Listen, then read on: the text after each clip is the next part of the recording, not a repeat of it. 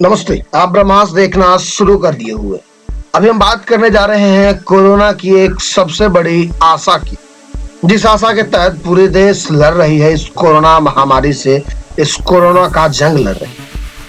बिल्कुल वैक्सीनेशन की, लेकिन वैक्सीनेशन की हाल बिहार में ऐसी है कि जिससे लोग बेहाल नजर आ रहे हैं। 10 दिन में बिहार में खत्म हो गया वैक्सीनेशन का डोज। बिल्कुल सही सुना आपने। बिहार में 18 से 44 साल के उम्र वालों के लिए शुरू टीकाकरण अभियान मात्र 10 दिन में थम गया। बुधवार को राजधानी पटना समेत बिहार के अधिकांश जिलों में इस उम्र वर्ग के लोगों को टीका नहीं लगेगा। हालांकि केंद्र सरकार की ओर से 45 साल से ज्यादा उम्र के लोगों को टीका देने का काम जारी रहेगा। पटना में जिला प्रशासन ने 18 से 44 उम्र वाले को वैक्सीन देने के लिए बनाए गए 10 केंद्रों को बंद रखने का आदेश जारी कर दिया। सरकार कह रही है कि टीके की अगली खेप आने के बाद ही 18 से 44 उम्र वाले को वैक्सीनेशन का काम शुरू किया जाएगा। लेकिन सवाल ये उठता है कि बुधवार यानी कि आज टीकाकरण पटना समेत राज्य के अनेकों केंद्रों पर बंद रहेगा, वो भी विशेष 18 से 44 उम्र वालों के। लेकिन इससे पहले भी आपको बता दें कि पटना में शनिवार के दिन टीकाकरण ठप हो गया था। बहुत सारे केंद्र सुनसान दिख रही थी। सवाल यह उठता है कि टीकाकरण खेप में कमी तो नहीं है। अगर कमी है तो ये कमी क्यों? और अगर दिल्ली में ये पोस्टर लगाया गया था कि मोदी जी आपने हमारे बच्चे की वैक्सीन को विदेश क्यों भेजा, जिस मामले में न जाने पुलिस कार्रवाई करते हुए कम से कम 20 लोगों को तो जरूर ही पकड़ी थी, क्योंकि पुरानी रिपोर्ट के मुताबिक 17 से 18 लोग को गिरफ्तार किया गया। राहुल ने भी इस पर ट्विटर में जंग छेड़ दी थी। तमाम बातें, तमाम वादे सब हो रही थी, लेकिन इसी बीच फिर से पटना में यानी कि बिहार की राजधानी पटना, वहां पर एक बार फिर कोरोना वैक्सीनेशन थमते नजर आ रहा था। आपको बता दें कि बिहार में 18 से 44 वाले उम्र के लोगों को टीका देने का काम 21 मई के बाद शुरू किया जा सकता है, जो तकरीबन एक अनुमानित समय 21 मई बताया जा रहा है, उसके बाद शुरू किया जा सकता है। राज्य सरकार के स्वास्थ्य विभाग के अपर मुख्य सचिव अमृत ने बताया कि बिहार को 20 से 24 मई के बीच टीके की 6,89,000 डोज मिलेंगे।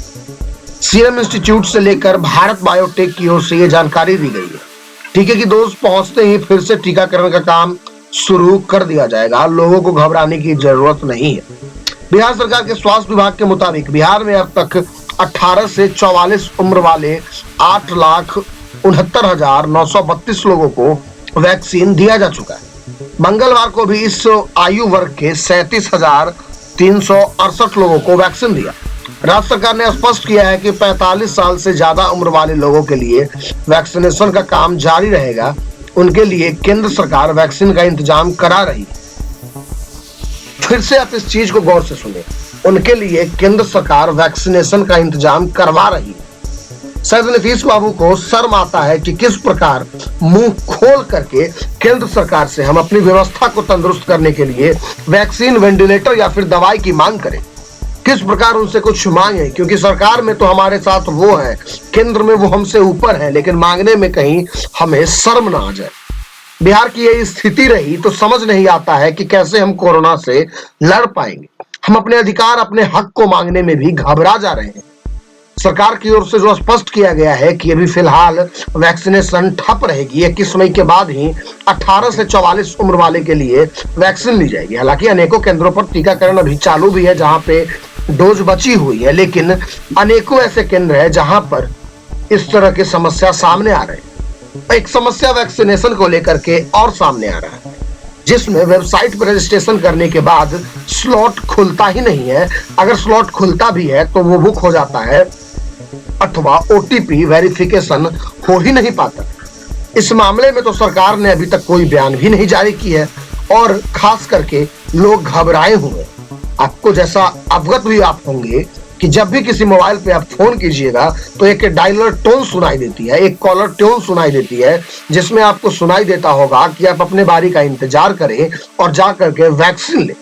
इस मामले में आपको मालूम होगा कि दिल्ली हाई कोर्ट ने सरकार को एक बार फटकार भी लगाई थी कि जब वैक्सीन उपलब्ध नहीं है तो फिर ये डायलर टोन का क्या बहाना है, लेकिन उसके बावजूद भी ये सुनने के लिए मिलता है।